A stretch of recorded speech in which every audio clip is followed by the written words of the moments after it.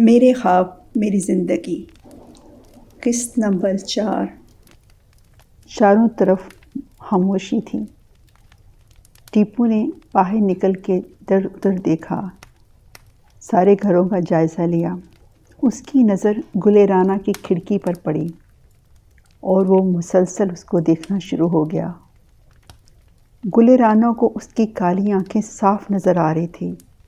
ایک لمحے کو گلِ رانا کو لگا کہ وہ سیدھا گلِ رانا ہی کو دیکھ رہا ہے۔ گلِ رانا بالکل ساکت رہی۔ کھڑکی پر پردہ تھا، مگر وہ کھڑکی کے پردے کے درمیان سے دیکھنے کی بجائے کھڑکی کے کونے پر دوربین لگائے ہوئے بیٹھی تھی، جہاں سے وہ سروانٹ کوارٹرز کی کھڑکی کے پردے کی اور سے ساری باتیں دیکھ رہی تھی۔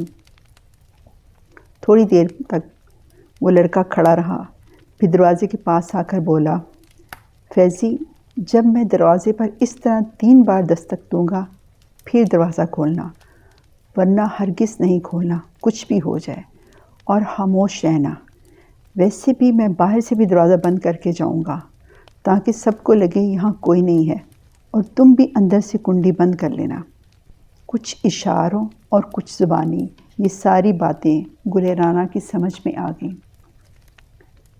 پھر وہ لڑکا ٹیپو باہر نکلا، دروازے کو باہر کی طرف سے کنڈی لگائی، چاروں طرف دیکھتا ہوا اندھیرے میں دیوار کے ساتھ ساتھ لان سے ہوتا ہوا گیٹ پر گیا۔ گلِ رانا فوراً دوسری کھڑکی پر پہنچی جہاں سے گیٹ کی طرف دیکھا جا سکتا تھا، اور وہاں سے اس نے دیکھا کہ گیٹ بند تھا اور گارڈ وہیں کھڑا تھا۔ ٹیپو نے ایک بڑا سا پتھر اٹھا کر لان کی دوسری طرف پھینکا۔ شور سن کر گارڈ فوراً اٹھا اور اس کی طرف بھاگا۔ ٹیپو نے بجلی کی تیزی سے گیٹ کے اوپر چڑھ کر باہر چھلانگ لگا دی۔ اس کی پھرتی دیکھ کر پتہ چلتا تھا کہ وہ ان کاموں میں بہت ماہر ہے۔ گارڈ تھوڑی دیر بعد واپس آ گیا، ادھر ادھر دیکھتا رہا، پھر تالے کو چیک کیا۔ ویسے تو وہ رات کو کافی دیر بعد تالا لگاتا تھا، مگر آج کل جیسے ہی دانش صاحب باہر جاتے ان کا حکم تھا کہ فوراً تالا لگا دو۔ گھر میں سب بڑے الطاف حسین، عاطف حسین، عثمان کے والدین موجود تھے، مگر لگتا تھا جیسے گھر میں کوئی بھی نہیں ہے۔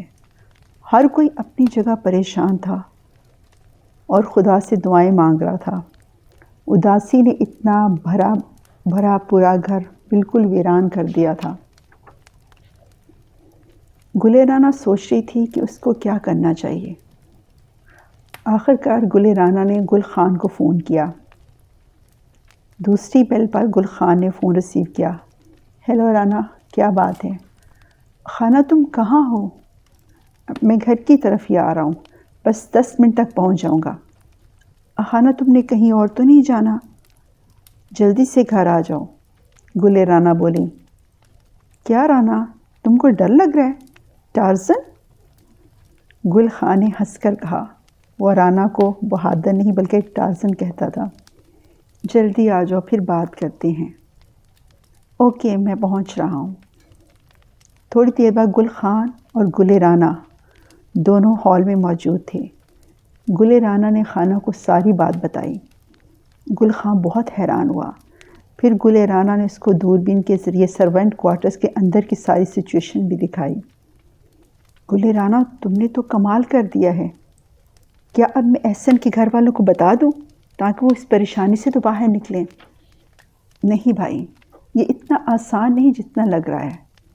وہ کافی بڑا گروپ ہے اور کافی خطرناک لوگ لگ رہے ہیں، اور وہ کافی دیر سے اس کی پلاننگ کر رہے تھے۔ میں نے ان لوگوں کو پہلے اس کالونی میں دیکھا ہے۔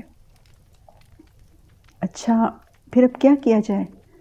اس وقت اس کمرے میں صرف ایک لڑکا ہے، دوسرے لڑکے کو گئے ہوئے 15-20 منٹ ہو گئے ہیں۔ بس اب تم میری بات غور سے سنو۔ میں نے پورا ایک پلان بنایا ہے۔ گلِ رانا نے اپنا پروگرام پوری تفصیل سے گل خان کو بتایا۔ اور اب وقت بہت کم ہے، ہم کو اس دوسرے لڑکے کے آنے سے پہلے ہی سارا کام کر لینا ہے۔ بالکل ٹھیک، گل خان اس سے متفق تھا۔ دونوں نے بلیک ٹریک سوٹ پہنے، بلیک جاگرز پہن کر گل رانا نے خود بھی ایک بلیک ٹوپی پہن لی جس میں سے صرف آنکھیں نظر آتی تھیں، اور گل خان بھی اسی طرح کی ٹوپی پہن لی۔ ایک کالے کپڑے کا بیگ گل رانا نے تیار کر لیا جس میں ایک فولڈنگ سٹک، ایک فولڈنگ سیڑھی اور 2-3 اور اس طرح کی چھوٹی موٹی چیزوں کے علاوہ اس نے دوربین بھی رکھ لی۔ پھر اسی رسی سے بڑی ہوئی فولڈنگ سیڑھی بھی رکھی ہوئی تھی اور کچھ ضروری چیزیں بھی تھیں۔ بیگ خان نے اپنے کندھے پر لٹکا لیا۔ چلو جلدی، اور وہاں بالکل نہیں بولنا، جیسا میں کہوں وہی کرنا، بس تم نے میرا اشارہ سمجھنا ہے۔ بالکل فکر نہیں کرنا، اس طرح بچپن میں میں تمہاری ہر ہدایت پر عمل کرتا تھا، بالکل اسی طرح کروں گا۔ یس باس، گل خان نے سلوٹ کرتے ہوئے گل رانا کو کہا۔ گل خان اور گل رانا نے لان کی دوسری طرف کی لائٹس بھی آف کر دیں۔ احسن کے لان کے آخری حصے کی دیوار کے ساتھ آ کر کھڑے ہو گئے۔ آنکھوں پر دونوں نے اندھیرے میں دیکھنے والی اینک پہن رکھی تھی۔ اپنی لان کی دیوار کے ساتھ لان کا ٹیبل رکھا اور اس کے اوپر کرسی رکھ کر دونوں بہن بھائی دیوار پر چڑھ کر احسن کے لان میں دبے پاؤں کود گئے۔ جاگرز کی وجہ سے آواز بہت ہی ہلکی تھی۔ چونکہ یہ لان کا حصہ بالکل آخر میں تھا، اس لیے چوکیدار کے فرشتوں کو بھی خبر نہ ہوئی کہ کیا ہوا ہے۔ ویسے بھی یہ لان کا حصہ اندھیرے میں ڈوبا ہوا تھا۔ گل رانا آگے آگے چل رہی تھی اور گل خان اس کے پیچھے دھڑکتے دل کے ساتھ چل رہا تھا۔ گل رانا نے خانہ کو اشارہ کیا، اسٹک نکالو۔ بیگ سے اسٹک نکال کر اس کو سیدھا کر لیا۔ گل رانا نے سرونٹ کوارٹر کے اس دروازے پر پہنچ کر باہر سے لگی ہوئی کنڈی کھولی اور پھر وہی مخصوص دستک دی جو ٹیپو نے فیضی کو بتائی تھی۔ فیضی نے اندر سے بہت آہستہ سے دروازہ کھولا اور پھر سر نکال کر دیکھا۔ اندھیرے میں اس کو کچھ نظر نہیں آ رہا تھا، مگر اس کے سر پر قیامت بیت چکی تھی۔ سر پر لگنے والا ڈنڈا بہت زور سے اس کو لگا اور وہ آدھا اندر اور آدھا باہر گرنے والا تھا کہ گل رانا نے اشارہ کیا اور گل خان نے فوراً اس کو سنبھالا اور کمرے کے اندر لے گیا۔ کمرے میں ایک کرسی پڑی تھی۔ گل خان نے فیضی کو اس کرسی پہ بٹھا دیا۔ ایسے لگ رہا تھا جیسے وہ لیٹا ہوا ریسٹ کر رہا ہے۔ گل رانا نے بستر پر چادر اٹھائی۔ احسن بے ہوش پڑا تھا، اس کا رنگ پیلا ہو رہا تھا۔ گل رانا نے خانہ کو اشارہ کیا کہ فیضی کو چیک کرو، وہ صحیح ہے، بے ہوش ہے۔ گل خان نے تھمس کا اشارہ کر کے اوکے کہا۔ گل رانا نے تکیہ اٹھا کر بستر پر ڈال دیا اور پھر اوپر چادر اس طرح ڈال دی کہ لگتا تھا کوئی سو رہا ہے۔ گل رانا نے احسن کے جوتے نکال کر چادر کے پاس اس طرح رکھ دیے کہ لگتا تھا کہ نیچے سے احسن کے پاؤں نظر آ رہے ہیں۔ پھر جلدی سے چاروں طرف نظر اٹھائی، وہ انجیکشن بھی پاس ہی پڑا تھا، اس کو اٹھا لیا۔ گل خان کو احسن نے مضبوطی سے پکڑنے کا کہہ کر دونوں باہر نکلے۔ اسی طرح باہر کی کنڈی لگا دی۔ لان کے آخری کونے پر دیوار پر چڑھنے کے لیے پہلے خانہ نے بیگ سے سیڑھی نکالی، پھر جمپ لگا کر اوپر گیا اور سیڑھی لگا دی۔ دیوار کے ساتھ سیڑھی کی ہک لگائی۔ گل خان احسن کو اٹھائے ہوئے سیڑھی پر آرام سے چڑھ گیا۔ یہ کام اس کے لیے ہرگز مشکل نہ تھا۔ اس طرح کے ٹاسک وہ دونوں بہن بھائی اکثر کرتے تھے۔ یہ الگ بات کہ آج تک کبھی کسی بچے کو اٹھا کر سیڑھی پر نہ چڑھا تھا، مگر گل خان ایک نوجوان لڑکا تھا اور احسن ایک 10-12 سال کا بچہ، اس لیے اس کو کوئی مشکل نہ ہوئی۔ دوسری طرف گل رانا نے احسن کو کرسی پر کھڑے ہو کر گل خان کے ہاتھوں سے لیا۔ گل خان نے فوراً سیڑھی اکٹھی کی اور اپنے گھر کی طرف جمپ لگا دی۔ احسن کو گل رانا کے ہاتھ سے لے کر فوراً گھر کے اندر کے حصے کی طرف بھاگا۔ گل رانا نے لان کے ٹیبل اور کرسی کو فوراً اس جگہ پر دیوار سے بہت دور رکھ دیا جیسے وہ پہلے پڑے ہوئے تھے، اور تیز قدموں سے اندر کی جانب بڑھی۔ گل رانا، تم نے کمال کر دیا ہے۔ گل خان کے منہ سے یہ لفظ کب سے اٹکے ہوئے تھے۔ یہ سچ ہے؟ گل خان کو ابھی بھی یقین نہیں آ رہا تھا۔ 2 دنوں سے وہ احسن کے گھر والوں کو جس تکلیف اور اذیت میں دیکھ رہا تھا وہ ناقابل بیان تھے۔ احسن، یہاں کوئی پرائیویٹ کلینک ہے؟ ہاں بالکل ہے۔ دیکھو، ہمیں احتیاط بہت کرنی پڑے گی، ابھی ان لوگوں کو پتہ نہیں چلنا چاہیے، لیکن مجھے یقین ہے کہ اغوا کرنے والوں کے ساتھ ہی احسن کے گھر والوں کے ساتھ ہی ہوں گے، ان کو بالکل خبر نہیں ہونی چاہیے۔ تم کسی طرح احسن کے کسی بڑے کو انفارم کرو، مگر اس طرح کرو کہ اس کے علاوہ کسی کو پتہ نہ چلے۔ قسم سے گل رانا، مجھے ایسے لگ رہا ہے جیسے میں کوئی سسپینس مووی دیکھ رہا ہوں۔ احسن کی حالت ٹھیک نہیں، پتہ نہیں اس کو کون سا انجیکشن لگا دیا ہے انہوں نے۔ گل خان بولا، فکر نہیں کرو، مجھے پتہ ہے، میں انجیکشن ساتھ لے کے آئی ہوں، اور یہ انجیکشن اتنا تیز نہیں ہے، تم فکر نہیں کرو، اور میں نے بھی تمہاری طرح دستانے پہنے ہوئے تھے، اور اس انجیکشن پر لوگوں کے فنگر پرنٹس بھی ہمارے پاس موجود ہیں۔ واہ بھائی واہ، گل رانا، یو آر بریلینٹ۔ چھوڑو، احسن کے گھر سے کسی سمجھدار آدمی کو بلاؤ، کوئی یوں کرو، وہ عقل مند دانش صاحب ہے نا، ان کو ہی بلا لو۔ تم دانش بھائی کو جانتی ہو؟ گل خان پھر حیران ہوا۔ چھوڑو، میں کیسے ان کو جانتی ہوں، تم بس ان کو بلاؤ، پھر ان سے دیکھتے ہیں کیا کرتے ہیں۔ اچھا، 1 منٹ، حمزہ کی کال آ رہی ہے۔ ہیلو حمزہ، کیا بات ہے، سب خیریت ہے نا؟ باجی کیسی ہیں؟ گل خان زنش کو بھی سب کی طرح باجی کہتا تھا۔ وہ ٹھیک ہیں۔ حمزہ، میری بہن نے باجی کے لیے سوپ بنایا ہے، میں وہ لے کر آنا چاہتا تھا، مگر کل سے بھاگ دوڑ کرتے ہوئے اپنی گاڑی میں پیٹرول بھروانا بھول گیا ہوں۔ اب گاڑی میں بالکل بھی پیٹرول نہیں۔ میری بہن نے بہت اچھا سوپ بنایا ہے، اگر کوئی گھر میں ہے یا آ رہا ہے تو مجھے ساتھ لے جاؤ، یا پھر یہ سوپ اور کھانا وغیرہ ہاسپٹل میں لے جاؤ۔ سوپ؟ حمزہ بولا، یا سچ بتاؤں، کل گھر سے جو کھانا آیا تھا وہ بہت بد مزہ تھا، باجی نے چکھا تک نہیں۔ احسن کی وجہ سے وہ اتنی پریشان ہے، اپنی حالت خراب کر رکھی ہے۔ اچھا، دانش بھائی گھر گئے ہوئے ہیں، ان سے کہتا ہوں۔ حمزہ بولا، یار تم مجھے دانش بھائی کا نمبر دے دو، میں خود ان سے بات کر لیتا ہوں۔ خان بولا۔ دانش کا نمبر ملتے ہی گل خان نے ان کو کال کی۔ وہ آج کل ہر کال کو فوراً پک کر رہے تھے کہ شاید احسن کا کچھ پتہ چل جائے۔ ہیلو دانش بھائی، میں گل خان بول رہا ہوں۔ ہاں گل خان، کیا بات ہے؟ بھائی کیا آپ گھر میں ہیں؟ ہاں، میں کچھ ضروری کام سے گھر آیا ہوا تھا، بس اب جانے والا ہوں۔ بھائی، میری بہن نے زنش باجی کے لیے کچھ سوپ اور کھانا بنایا ہے، میری گاڑی میں پیٹرول ختم ہو گیا ہے، پلیز آپ ہمارے گھر آ جائیں۔ دانش جانتا تھا کہ گل خان بھی انہی کی طرح گاؤں کے رہنے والے لوگ ہیں، اور گاؤں کے لوگ مصیبت میں ایک دوسرے کے ساتھ کھڑے ہو جاتے ہیں، اور اس طرح کھانا پکا کر بیچنا ان کی محبت اور خلوص کا اظہار ہوتا ہے۔ ٹھیک ہے، بس میں 2 منٹ میں گاڑی کو گھر سے نکال کر لا رہا ہوں، تم باہر گیٹ پر آ جاؤ۔ شکریہ۔ دانش کی آواز میں پریشانی تو تھی۔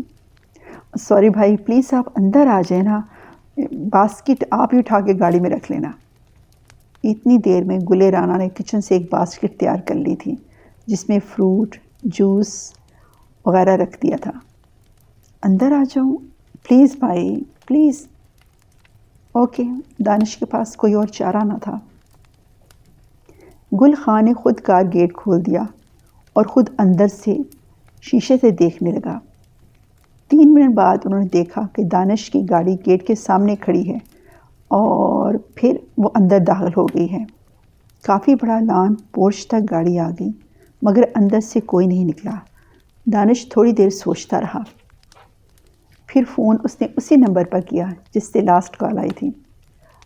جی بھائی، پلیز آپ اندر آ جائیں اور میری مدد کریں، گل خان بولا۔ دانش نے گاڑی بند کی، دروازہ کھولا اور گھر کے بڑے سے دروازے پر آ کے دستک دی۔ دروازہ خود کھل گیا۔ دانش اندر داخل ہوا۔ گل خان سامنے کھڑا تھا، بالکل کالے ٹریک سوٹ میں، کالے جوگرز کے ساتھ۔ دانش کو کچھ عجیب لگا۔ السلام علیکم۔ السلام علیکم بھائی۔ گل خان ان سے بالکل ہی چمٹ گیا۔ وعلیکم السلام۔ دانش کچھ حیران ہوئے۔ بھائی، گاڑی میں کوئی اور تو نہیں؟ نہیں، کوئی نہیں۔ کیوں؟ اب کی بار دانش واقعی حیران تھا۔ میں نے آپ کو کچھ دکھانا ہے، آئیے۔ وہ ایک بیڈ روم کی طرف بڑھا۔ دانش کچن کے بجائے بیڈ روم میں جانے پر حیران تھے۔ سامنے بیڈ پر کوئی سو رہا تھا، اس کے پاس ایک لڑکی بیٹھی تھی۔ دانش بھائی، احسن، احسن، احسن یہاں، احسن۔ دانش احسن کے نام کی مسلسل تکرار کر رہا تھا۔ ہم نے احسن کو کہاں کہاں نہیں ڈھونڈا، یہ کیسے ملا؟ یہ سب ہم آپ کو بعد میں بتائیں گے۔ ابھی آپ کسی ایسے ڈاکٹر کو جانتے ہیں جو بہت خاموشی سے اس کا علاج کر سکیں، اس کو چیک اپ کریں؟ آپ کے گھر کے پاس یا آپ کے ارد گرد وہ لوگ موجود ہیں جنہوں نے احسن کو اغوا کر رکھا تھا؟ ہاں، اور میں نے کسی کو نہیں بتایا تھا۔ انہوں نے مجھے 10 کروڑ کی ڈیمانڈ بھی کر رکھی ہے۔ وہ صرف مجھ سے بات کرتے ہیں۔ دانش نے پہلی دفعہ یہ کہا۔ دانش بھائی، وہ بہت خطرناک لوگ ہیں۔ دانش مسلسل احسن کو چوم رہا تھا۔ ان 2 دنوں میں اس نے احسن کو کتنا مس کیا تھا۔ اس کو لگا کہ واقعی وہ احسن کو سب سے زیادہ پیار کرتا ہے، اپنی جان سے بھی زیادہ۔ اپنی اتنی پیاری بہن کو اس حال میں دیکھ کر اس کا بس نہیں چلتا تھا کہ کہیں سے ڈھونڈ کے احسن اس کو لا دے، اور اب احسن کو دیکھ کے جو اس کی حالت تھی وہ بیان سے باہر تھی۔ اس کی آنکھوں سے آنسو بہنا شروع ہو گئے۔ تم نہیں جانتے تم نے میرے لیے کیا کیا ہے۔ تم نے مجھے خرید لیا ہے، مگر یہ ہوش میں کیوں نہیں آ رہا؟ اس کو انہوں نے بے ہوشی کا انجیکشن لگایا ہوا تھا، مگر میں نے ابھی چیک کیا ہے، یہ جلدی ہوش میں آ جائے گا، فکر کی کوئی بات نہیں۔ مگر یہ تم لوگوں کو ملا کہاں سے؟ یہ ہم آپ کو دکھا دیں گے، گل رانا نے اپنے سیل فون کی طرف اشارہ کرتے ہوئے کہا۔ گل رانا نے ریکارڈنگ بھی کر رکھی تھی۔ بیگ کے اندر اس نے اپنا موبائل فون سیٹ کیا ہوا تھا۔ واؤ، گل خان دل میں بولا۔ احسن اس قدر کمزور لگ رہا ہے، سانس تو ٹھیک ہے نا؟ آپ بالکل فکر نہیں کریں، انجیکشن کی ڈوز اتنی زیادہ نہیں تھی، خدا کا شکر ہے یہ 2-3 گھنٹوں میں ہوش میں آ جائے گا۔ دانش نے گل رانا کی بات سن کر گل خان کی طرف دیکھا۔ دانش بھائی، آپ فکر نہیں کریں، رانا ڈاکٹری پڑھ رہی ہے۔ ویسے بھی ہم سب چاہتے ہیں کہ آپ احسن کو کسی ڈاکٹر کو دکھائیں، لیکن اگر احسن کی حالت بہتر ہے تو یہ بات کو ادھر ہی رہنے دیں کہ احسن ہمارے پاس ہے۔ پھر آپ ان لوگوں کو پتہ چل جائے گا کہ احسن ہمارے پاس ہیں اور وہ پکڑے نہیں جا سکیں گے۔ وہ پھر کوشش کریں گے، کیونکہ انہوں نے پیسے کمانے کا جو منصوبہ بنایا تھا جو ناکام ہو گیا ہے۔ گل خان کی بات میں دم تھا۔ ویسے بھی احسن کی حالت دیکھ کر دانش کو کچھ تسلی ہوئی۔ اس کو یہیں رہنے دو، یا پھر دوسری جگہ کا انتظام کریں جہاں کا کسی پتہ نہ ہو۔ خان بولا، اگر احسن کی حالت خطرے سے باہر ہے اور اس کو کسی ہاسپٹل میں جا کر ضروری نہیں ہے تو پھر احسن کو یہی رہنا بہتر ہے۔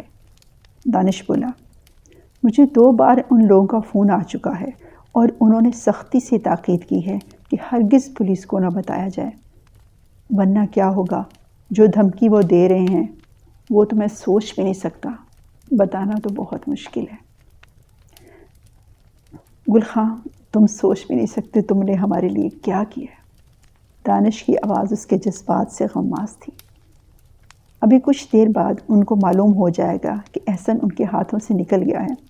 ہو سکتا ہے وہ فون کریں یا نہ کریں، لیکن مجھے یقین ہے فون ضرور کریں گے۔ اسی لیے ضروری ہے کہ آپ اسی طرح اپنی باغ دوڑ جاری رکھیں۔ اپنے علاوہ کسی کو بھی ابھی اس بات کا علم نہیں ہونا چاہیے۔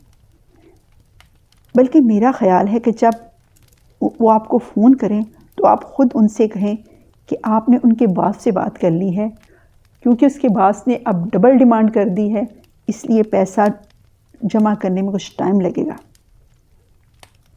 اس طرح وہ خود بھی ڈھونڈتے رہ جائیں گے کہ ان میں سے کس نے احسن کو اپنے قبضے میں کر رکھا ہے اور وہ کون ہے جو ان کے ساتھ ڈبل گیم کھیلتے ہوئے ڈبل ڈیمانڈ بھی کر رہا ہے۔ واہ، کیا بات ہے گل خان، تمہاری بہن تو بہت جینیس ہے۔ گل رانا کی پوری بات سننے کے بعد دانش تھوڑا سا مسکرایا۔ دانش بھائی، گل رانا کا دماغ اس طرح کے کاموں میں کمپیوٹر سے تیز چلتا ہے، یہ مجھے پتہ ہے۔ میرا خیال ہے اب آپ جلدی سے یہاں سے چلے جائیں تاکہ کسی کو کوئی شک نہ ہو، اور مجھے یقین ہے ان لوگوں کے ساتھی آپ کے ارد گرد ہر وقت رہتے ہیں تاکہ آپ جو بھی کارروائی کر رہے ہیں ان کو معلوم ہوتا رہے۔ ویسے بھی آپ کے گھر میں جس طرح احسن کو اغوا کر کے رکھا گیا ہے، گھر کا کوئی نہ کوئی ملازم تو لازم شریک ہوگا۔ بالکل، میں بھی یہی سوچ رہا ہوں، دانش نے اٹھتے ہوئے کہا۔ یہ کھانے کی باسکٹ ضرور لے جائیے، میں کسی قسم کا رسک نہیں لینا چاہتی۔ تم نے اتنی جلدی سوپ بنا لیا؟ گل خاں حیران ہو کر بولا۔ تھوڑی سی اگر استعمال کی جائے تو میگی سوپ بہت جلدی تیار ہو جاتا ہے۔ باقی باسکٹ میں بوتل، جوس، فروٹس رکھ دیا ہے تاکہ کسی کو ان کے یہاں آنے کا شک نہ پڑے۔ واقعی کیا بات ہے، بہت بہت شکریہ، دانش نے باہر جاتے ہوئے کہا۔ اور پلیز آپ ہمیں کال نہیں کیجیے گا، ہم خود آپ کو میسج بھیج دیں گے، احسن کی فکر نہیں کریں، اور باجی کی حالت بہتر ہوگی تو پھر دیکھتے ہیں کیا ہوگا۔ اوکے، اللہ حافظ، دانش بولا، اور پلیز اسی طرح پریشان نظر آنے کی کوشش کیجیے گا۔ گلے رانا کے کہنے پر دانش نے مڑ کر اس لڑکی کی طرف دیکھا۔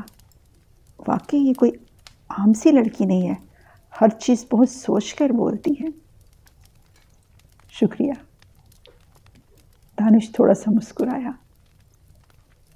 دانش کی گاڑی گیٹ سے باہر نکل گئی۔ گیٹ کو خود کا لاک کر کے، دونوں گھر کے اندر کے دروازے کو بھی لاک کر، دونوں بہن بھائی احسن کے پاس بیٹھ گئے۔